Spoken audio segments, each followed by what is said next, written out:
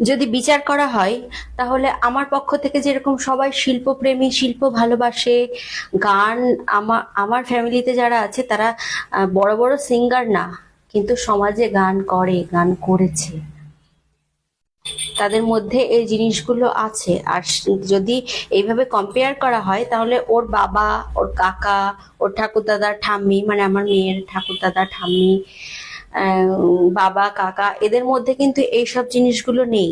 তাহলে আমার মেয়ের মধ্যে যদি একটা গুণ থাকে, সেই গুণটা যারা বহু দূরের, এ পক্ষের আর কি, এই পক্ষের যারা বহু দূরে আছে, তাহলে ক্রেডিটটা সেখানে কেন যাবে? বিজ্ঞান বলে বাচ্চা যতদিন পর্যন্ত, বাচ্চাটা তো তৈরি হয় মায়ের থেকে, কিন্তু যতদিন পর্যন্ত মায়ের বুকের দুধ খায় ততদিন কিন্তু ওর মধ্যে যে গুণগুলো আছে সেগুলো বেশিরভাগই কিন্তু মায়ের থেকে পাওয়া হয়। তাহলে যদি সেটাই হয়, আমার মেয়ে কিন্তু এখনো 5 বছর পূরণ হয়নি, তাহলে সেই ক্রেডিটটা অন্যজন পাবে, সেই নিয়ে কেন কেন বারে বারে বলা হচ্ছে?